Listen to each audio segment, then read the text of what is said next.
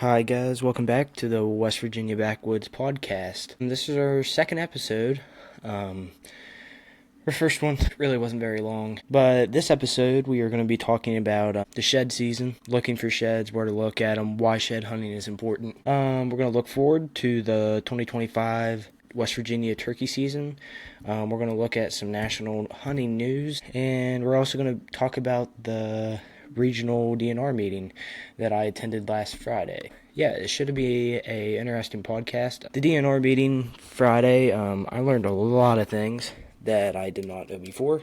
I know in the introductory podcast, I kind of talked about and discussed the CWD that was found in West Virginia. So that was my biggest thing I wanted to learn about when I came into this meeting. I came out with some good information. So right now, from what I'm hearing, is they're doing about all the roadside testing they possibly can, and then here in the next week or two, from what the biologist told me, they will start trapping deer so they can test them, so they can figure out if this CWD was caused by a wild deer, a deer in the pen that it was found in, and so that's really all the information I've got so far. But overall, the CWD is just nasty either way. Even if it did come from a deer in the pen, it's still not a very good thing. But so kind of want to talk about shed hunting. I've been hunting here for sheds in West Virginia now. Have not been too successful with it. Found a lot of dead deer that I believe were probably most likely I think they were kills from EHD, but I did find a few that were definitely here in the last 2 months. So I don't know if that was from the harsh winter we had here or really what it was from, but yeah, so that's all the luck I've had this year. But kind of just want to talk about, why shed hunting is good for your overall hunting success. And I think that all starts off from just walking around being in the woods. You can really identify buck bedding, when you're out there looking for sheds, and you can figure out where you want to hang your sets in the upcoming season. So then also you'll know that your wind isn't blowing into a bedding area, and really you know which way to walk in without getting blown out by blowing every deer out of the area. Another good thing for shed hunting is, the heavily used trails. You can see a lot, usually, or at least when I'm walking, I find a lot of deer sign I didn't even know was there because I'm really paying attention more. You can find heavily used trails, which will also help you figure out where your stand locations are going to be in the upcoming hunting season. I think another good thing also is you can find a lot of rut sign. I know so far I've probably found 20, 30 rubs, probably 10, 15 scrapes. So those are good too. I usually mark them on my OnX Hunt app, so I know where they were. I can see what flats those bucks were really running during the rut, scent checking does when they got on does. So, that's another thing that makes it very useful, to shed hunt, because, you can really just get out there and figure out where these bucks are traveling, especially if it's one of your first years on a farm. The other good thing is with shed hunting is, finding the antlers themselves. You can see what bucks you had left, maybe what bucks you didn't even know existed, where bucks are traveling, which we kind of went over that, and you can really tell by the antlers, how long they held their antlers, and not that that really matters, but kind of interesting stuff. But, good places, to find sheds. This is from information I've read, and other things is really, deer bedding on like a south-facing slope. That's usually where, deer like to bed themselves, during the winter, because that usually is what gets the most sunlight. They're usually on slopes or hilly terrain, but usually the deer during the winter, they kind of usually gravitate to those locations in cold weather, to stay warm and to also conserve energy. But even that, another good place you could really hunt is like low transition areas, waterways, and food sources, obviously. Bucks, the most crucial thing for them after a rut is food. So anywhere where you have food, water, and bedding, it's going to be a hot spot that you need to check, to improve your odds of finding a shed. Creek crossings is really another good place you can look, because, sometimes maybe a deer may, jump over a creek and kind of gives them a little bit of a jolt, which could potentially knock off horns. But with that even being said, maybe some fence gaps and jumping points would be another very good place to look at. I mean, that's probably the biggest things I have to say for shed hunting in general. It's something I really enjoy doing during the off season. Gives me something to do. So it's definitely a productive thing for me to do, and it keeps me out there and keeps me walking. Something else I want to talk on is a lot of states you have to have a license to shed hunt. I'll look here real quick. Give me a minute. Can't remember if you need one for West Virginia, or at least if you do, I was never aware. I mean, so yes, you don't need anything on private. If you're on private land, you don't need to. But if you're on public land, you need a base hunting license and a special shed antler gathering permit. But a lot of these states has them. I think I saw a news article the other day, like Idaho's a big state that really enforces that. Colorado's another state, but Colorado, I understand that, because if you go down there, you usually find a good amount of sheds just because of what's down there. Something else I want to talk about is sometimes I get kind of carried away with the shed hunting, but I think the most important thing when you're shed hunting, you need to also focus on your postseason scouting. I mean, what you find, I mean, I know we already talked about it, but like rut sign, rubs, scrapes, all those things matter. When you're shed hunting, you may not find a shed all year, and then that time goes to waste.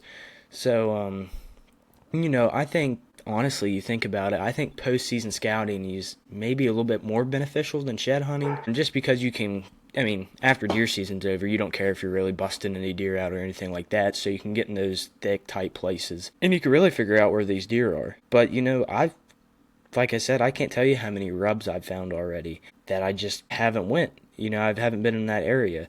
So, that really makes a big difference on, where you need to be. But there's another thing I would like to talk about. I think another thing we could even talk about, something else I want to talk about, is the coyote management. So I've heard quite a few things saying, you don't have to manage your coyotes, kill them, because it's not going to do any good. But, if you really rack up your coyotes, I really do feel like you're going to see a big difference. Coyotes are very, very awful for your fawn crop. They're just no good. They literally kill every small deer they possibly can. And, it's one of those things, too, that, if you have deer, you're going to have coyotes. But probably the most effective thing I can think of for around here where I live is probably trapping. And there's a DNR officer that lives next to me that traps the farm I hunt on. And I know he pulls tons and tons of coyotes off there every year. And, honestly, you can tell because I see more deer here than I do over our farm north of where I am now. So, I think coyote management is very important. But also, for it to be effective, you have to trap every year because you have different packs. Obviously, coyotes travel in packs, and usually once you kill one pack off, another's going to come in. So, it's kind of a constant battle, but if you have the time and you're able to do it, it's definitely, you have to do it. But, some of the national news is, in December of 2020, Ohio, which is just west of here, confirmed its first wild deer infected by chronic wasting disease, which is CWD. So, just this article came out about 6 weeks ago, and I guess the CWD is really, really, really starting to develop and take a toll on these deer. The thing about CWD is it was discovered in the 1960s out west of the United States, and, Canada had it, but the problem is CWD is a neurological disease. It affects the brain, central nervous systems, and it's caused by naturally occurring proteins called prions that pretty much have become mutated that, I guess in a way kind of eat holes into the brain tissue. Usually it takes more than 2 years for CWD to, develop into a bad disease. But, 2 years is a long time. So that's kind of, I would call it like a quiet killer. Sometimes you can see the effects and sometimes you can't whatsoever. And if it takes 2 years to develop, you may shoot a 5.5-year-old buck who, still has 2 years. Maybe he's not going to show that he has CWD until he's 7.5 because he didn't catch it until maybe he was 4.5. So, it's a nasty disease. I've always heard people say, the disease is pretty close to the mad cow disease, is also very nasty if you know what the mad cow disease is. I mean, CWD has not been identified in any like human infection, but there's definitely recommendations and steps you have to take when handling a harvested deer with a known case of CWD, or even if you shoot it in a CWD area. Like I said, it's no good, and a lot of people around me feed, including myself, not on our farm north of here, but the farm that's closest to me right now. The only reason I do is because everybody else around me does it, and if I don't, I'm usually not going to see that many deer, if any at all. But also another way I think is, if all these other people are around me, these deer are probably more than likely also traveling to that corn pile from mine to theirs, and I don't think I'm hurting them that much when everybody else does it around me. But CWD is sometimes, it's caused and it can be found in deer's urine and feces. So, I mean, if you think about it, if you have a corn pile or even a feeder and there's a lot of deer there, obviously they're going to use it in that area, which then the corn falls on top of that, and that's how it obviously that's how the deer contract it. But with that being said, once CWD is in an area, there's no getting there's no getting rid of it. It's very, very, very awful disease when it comes to that, because there's no cure or anything like that you or your local DNR can even do to fix it. But I also want to talk about the upcoming turkey season. The turkey season here in West Virginia will be coming in April 19th is your youth season dates. It's the 19th and 20th, and then the 21st is the actual season that comes in. I personally will be hunting on the 19th to get that extra 2 days in. We'll have to see how it goes. We're pretty loaded with turkeys up here. Usually have no issues, and so yeah, I mean, I hope it goes all right.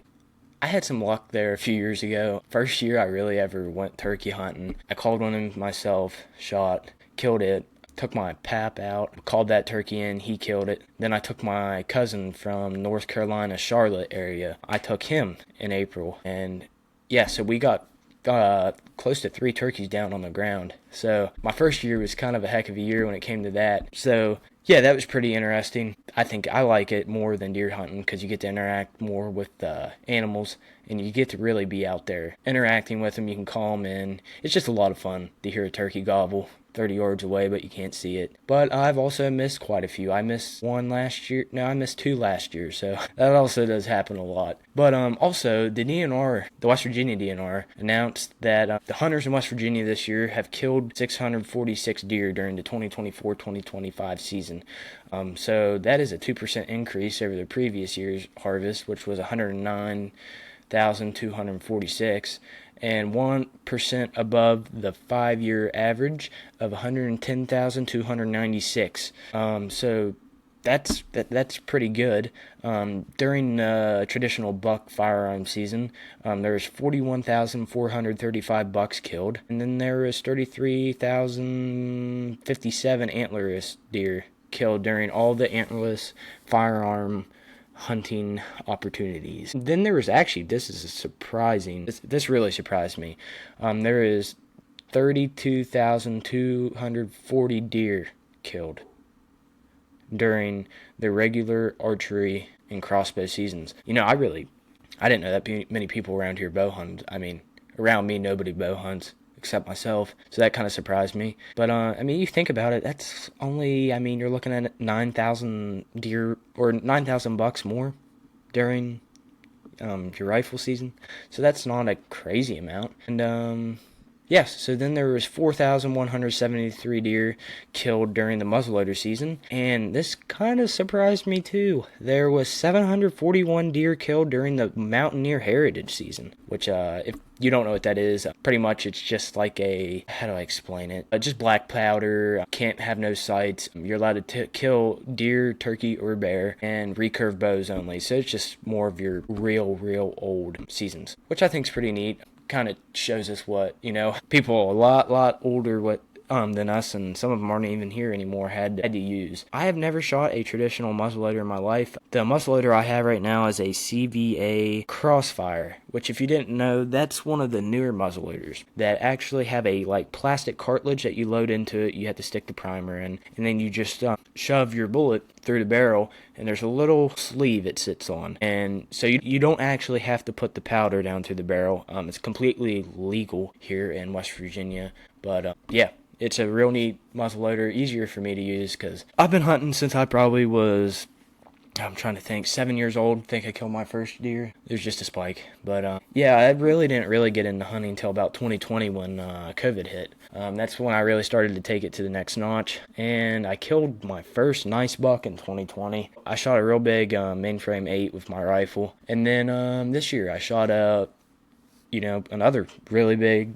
mainframe 8 with my bow. It was my first compound bow buck, so that was pretty neat. Really hadn't shot an animal with my compound. A coyote 2 years ago, and then I actually shot a doe last year in December. Well, not last year, it would have been 2023. So yeah, that was a real great experience I had. But yeah, so I mean, last few years have not been bad for me at all. But we have a lot of turkeys up here, so I'm really looking forward to hunting those this year. Been working on my mouth call and stuff, so I think our next episode we put out, it's going to be a turkey hunting episode. I do have a special guest coming on the next episode. It will be posted next Saturday afternoon. So once again, I appreciate you guys tuning in.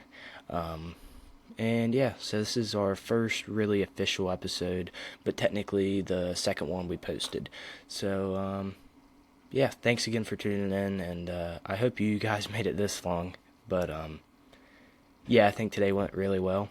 Hopefully we can keep on pumping them out. So I'll catch you guys on the next one.